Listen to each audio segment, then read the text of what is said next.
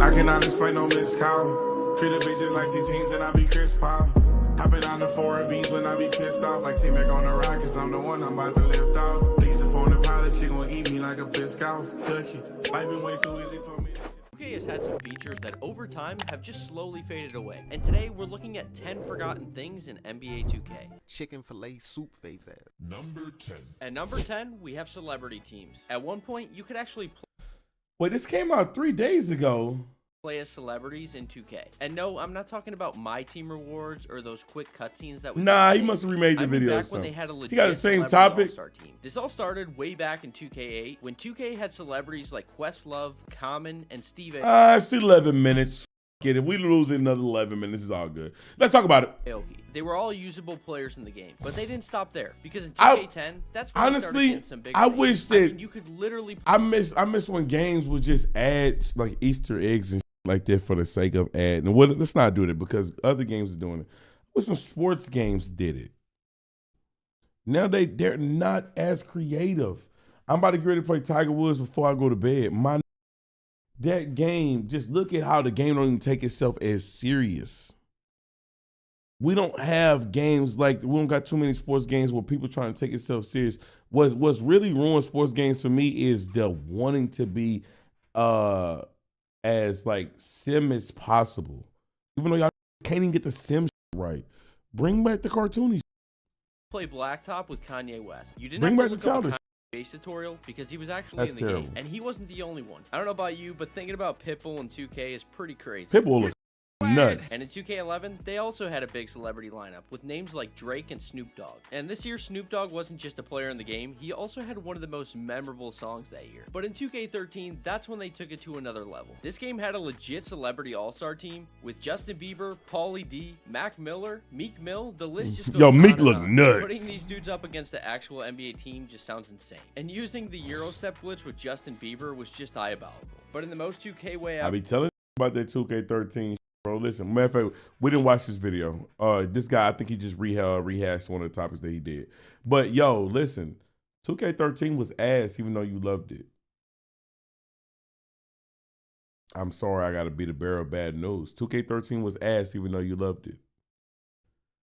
If that game comes out today, if a game come out and be as broken as 2K13 is, we'll call it the worst 2K ever. You can't even block a dunk in a basketball game.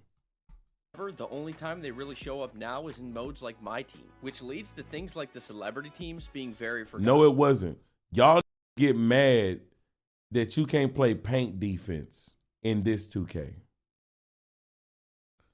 You literally cannot block dunks in NBA 2K13.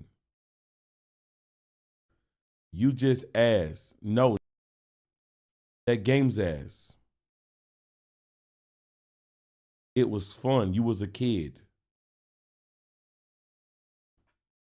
You had low expectations. You had low standards. The game sucked. They advertised blocking dunks the next year. That's all I need to know and say. What the fuck are we talking about? You can hit a Euro step into a three-pointer, and it was almost automatic every time. And while celebrity teams were entertaining, They got the Walkman. It's Sean Kingston. leads to things like the celebrity teams being very forgotten. And while celebrity teams were entertaining, what if I You won't play it again, though? It's like, told you 2K used to let you shoot a 3 off the top of a building with what we have at Number 9. At number 9, we have the horse minigame. Most people don't even remember this at all, but in 2K12, there That's was an because actual this was horse DLC. and it wasn't just a simple shooting contest either. I ain't have money, bro. I was broke. I ain't never Legends played doing this. some of the most crazy trick shots the game had I had ever said I was seen. gonna do this for You could literally content. shoot off I buildings, didn't have money. I was behind broke. the I'm back, sorry, off man. one leg, or even pull up from the parking lot. And if the legend you were going up against hit something wild, you had to copy it exactly or you were getting a letter. And the reactions your opponent made if the shot went in were absolutely hilarious. It was part of a 2K12 DLC called the Legend Showcase, and it cost around $10. And for a lot of players, this mode is so forgotten that if there wasn't footage of it, they probably wouldn't think it was even real. But it did I remember exist it. once. I and then forgot about it, disappeared but, forever, you know, I was like, making I'm gonna do another content one on of it. the most forgotten things to exist in 2K. And shooting off a rooftop is cool, but 2K used to let you actually roast people with proximity chat at. Number 8. At number 8, we have the 2K9. Let's stop being nostalgia fiends. This sucked.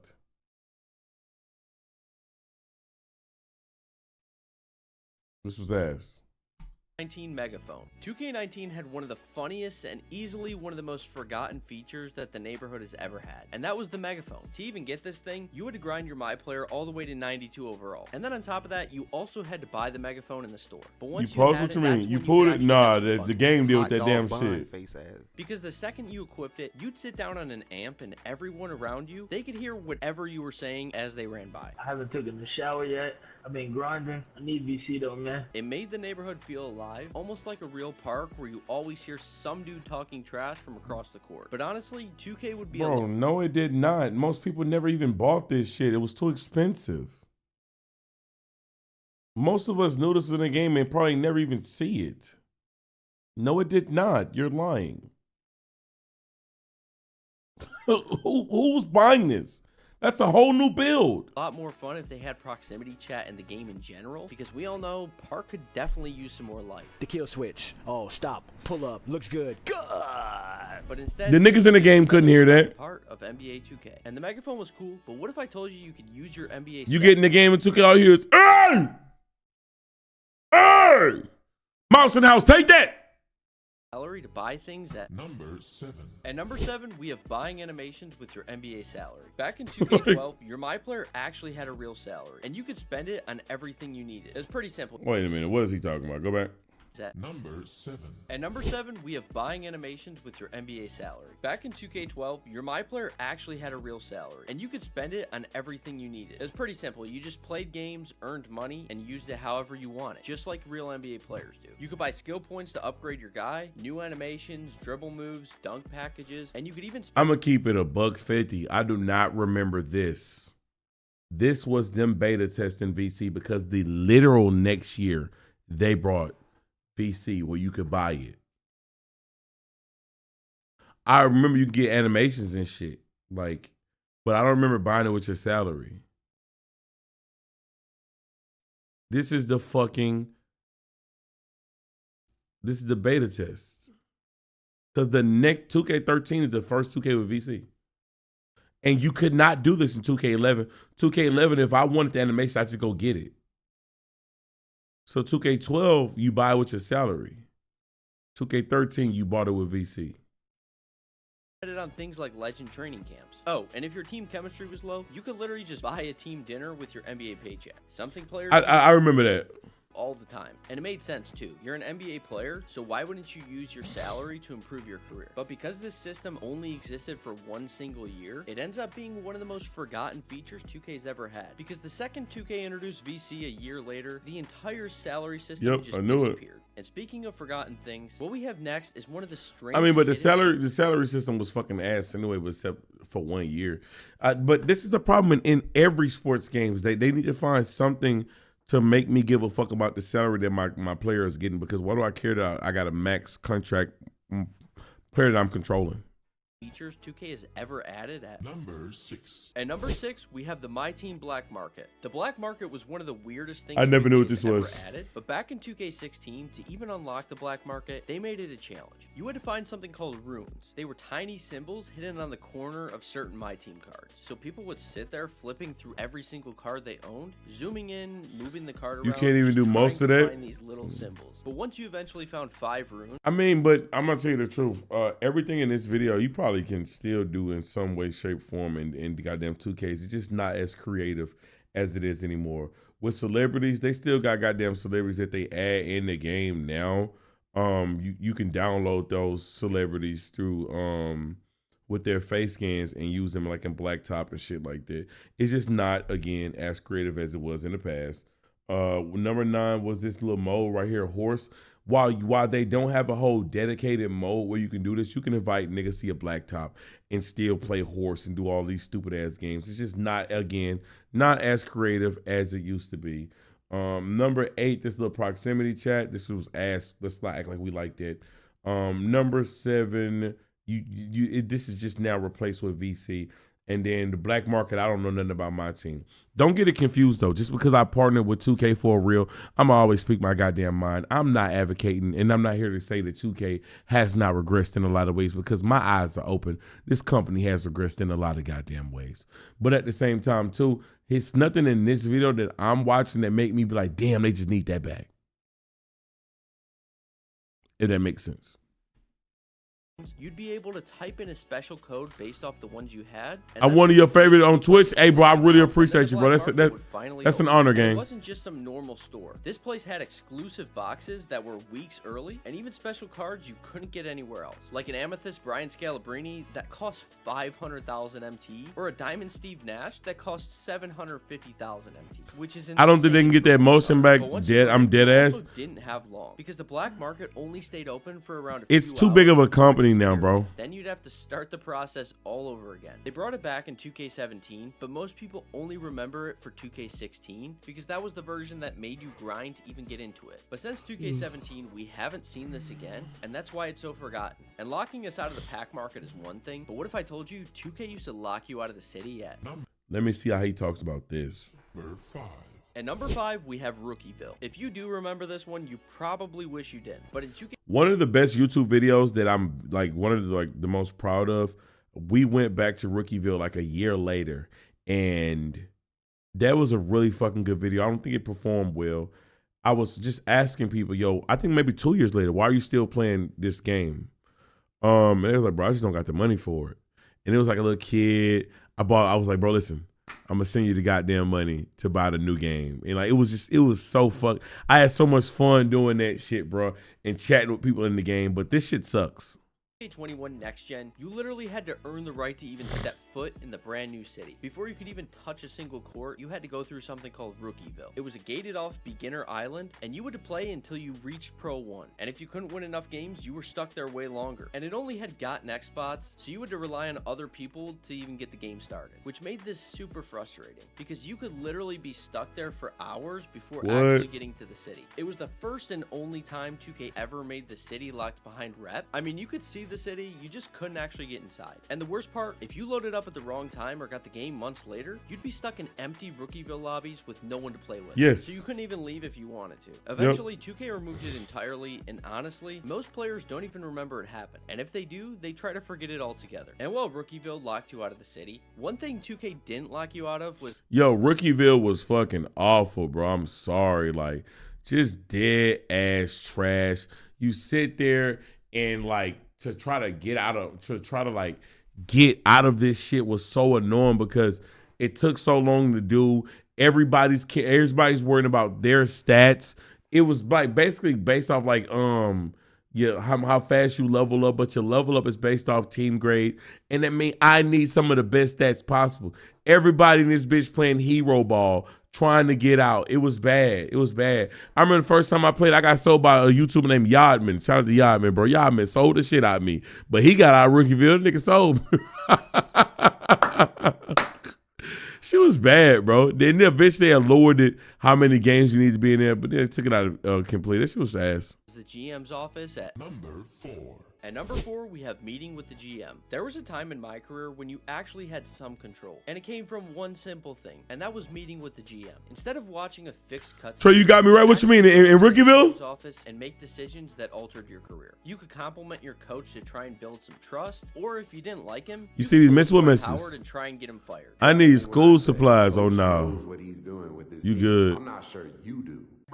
But it didn't stop there. Sorry, you could brother. also ask for a teammate to be traded, demand more minutes, or even request a trade for yourself if things weren't working out. I need you to get me off this team before things get worse. Look at his mic. I've been shopping you already, but teams aren't exactly jumping out of their seats for your baggage. But if you ask for the wrong Bitch. thing, the GM would just look at you like you're crazy. I'm not interested in any more of your attitude. And in some years, it actually affected the team chemistry. But this honestly kept my career feeling like you were in control, and it made the mode feel way more realistic. Because again, things like this happen all the time. But over time, the GM meetings quietly disappeared. And it's another one of those features that feels so forgotten because of how long it's been since we've seen it. And also how different my career is today. And while meeting with the GM is forgotten, what we have next was once an iconic part of 2K games at Number 3.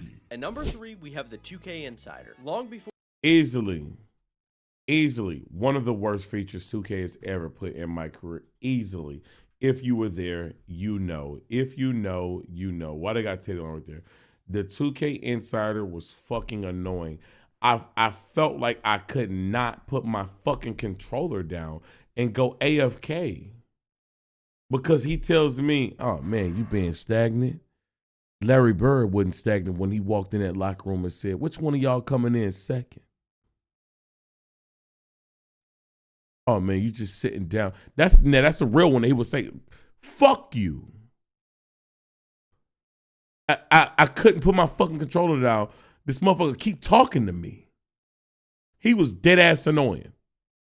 Part of 2K games at Number 3. At number 3, we have the 2K Insider. Long before 2K cared about storylines or cutscenes, they had one voice guiding the entire game. He trying to motivate you? Nah. Neither is your game. That was the 2K Insider. And he wasn't just some tutorial voice. If you played bad, he'd roast you. Your Matador defense allowed your boy to drop way too many points on you. Ole! He'd hype up your opponents, and he'd give you some tips on how to stop them. Your best bet to slow him down is to keep him on the perimeter and force him to hit from outside. He'd comment on your performances, tell you what you needed to improve, and keep it real with you the whole time. What's up with all those bad passes you were making? And I'm being lenient with what I consider a bad pass. I mean, he was even out there telling you you'd end up in the D-League if you weren't playing good enough. But then, just like that, cutscenes were added. Now, the thing is, I like when he would come and like set the tone for the game. Like, yo, this is a key game. You're going against one of the best guys in the league, going up against Darren Williams.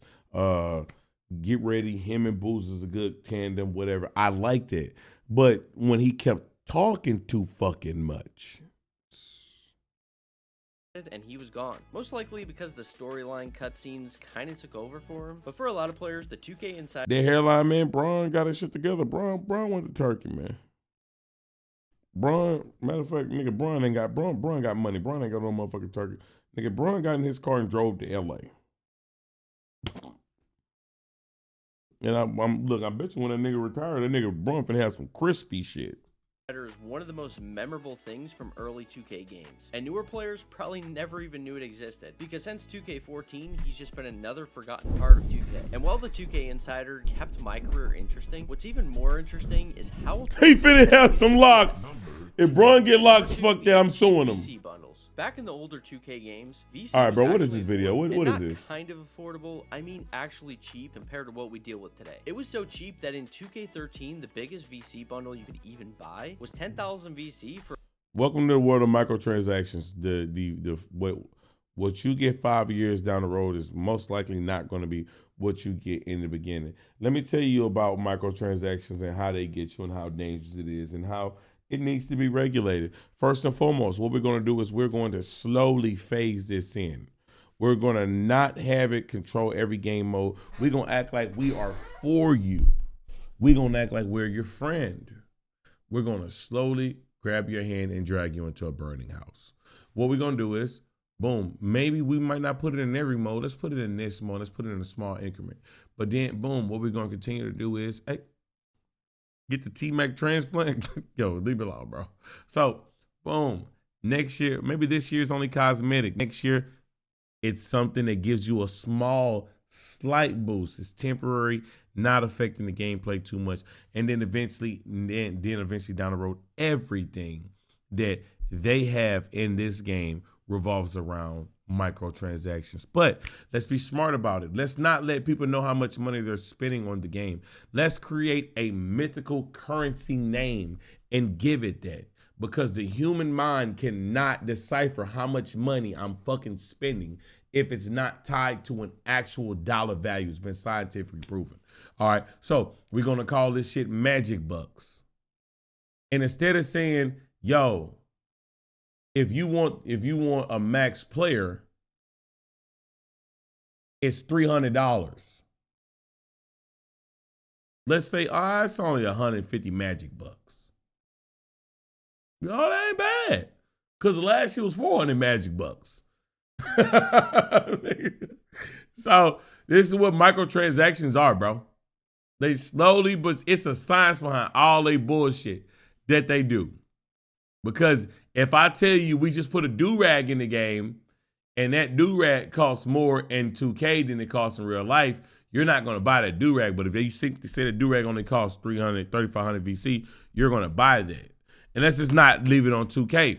If I put a fucking, if I tell you this knife in CSGO going to cost you more than if you go to a fucking a welder and make them custom build that exact knife in real life, costs $3,000. And in real life, it's only gonna cost you fucking $200 to make. You're not going to do that. So what we're gonna do is we're gonna have custom CS:GO bucks or something. I don't know what CS:GO money look like. Maybe they got real money. But again, this is what microtransactions do though. Most likely what they do is they don't name the currency what it is, and then they slowly add it into it. Cheap that in 2K13, the biggest VC bundle you could even buy was 10,000 VC for $1.50. Today, that's probably one attribute upgrade, and $150 wouldn't even buy you a t-shirt. And 2K13 wasn't the only cheap game, because in 2K14 current gen, the most you could buy was 50,000 VC for $10, and that was actually considered a lot back then. You seen how that shit went up though? For $1. 2K13. And in 2K13, the 10K. 2K, 2K13. Oh, you did boom. And then 2K14, they upped it to 50. It's a strategy.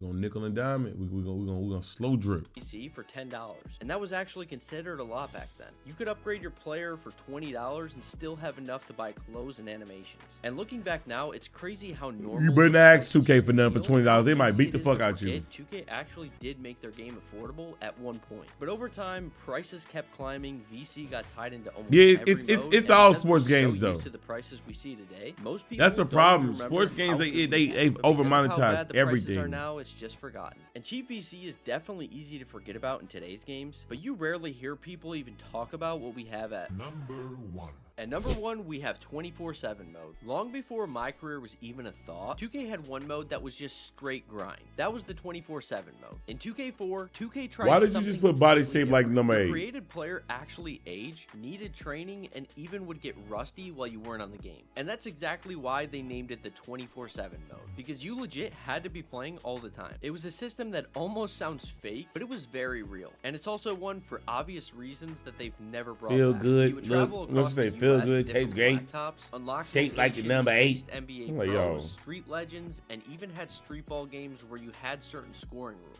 For example, you could play a game with no jump shots allowed. And by the time you got to 2K7, they stripped out the whole time matters when you're not playing Song so part. ass. I think it's an okay song. I don't think it's a good song. I think for what it does is it serves its purpose. But let me tell you what, when Doja Cat started rapping, that song get even worse. Jeez. Man, I can't stand when she rap for real, bro. But it still had a full campaign, cutscenes, and even boss fights. Oof! Dang! I think you busted my spleen, man! And then 2K realized they didn't really want to go in that direction anymore. After 2K7, the 24/7 mode disappeared entirely, and it was clear they wanted to move on. And because it's so old and my career exists now, it's really easy to forget that this mode ever existed. And for how short-lived it was, the 24/7 mode remains That's fire. Look at one of the the forgotten features of 2K history. shit in And there. that is 10 forgotten things. Now the in 24/7 mode is cool. I think that'll be dope. But at the same time, I ain't trying to be on that damn game and have my character regress. You got me fucked up. My character get rusty when I'm going out and living real life. This how I know I'm getting older though. I think 2K need to stop doing double rip weekends. How about we do some double rip in the middle of the week? I want to go outside on the weekends. I don't want to be in the park. I don't want to be in the park. I used to get so mad at this point. I just accepted it. Bro, I'm talking to girls now. The girls want to go outside this weekend. Fuck my player. Damn it. By the time I get home, I missed all the double rep. Shit.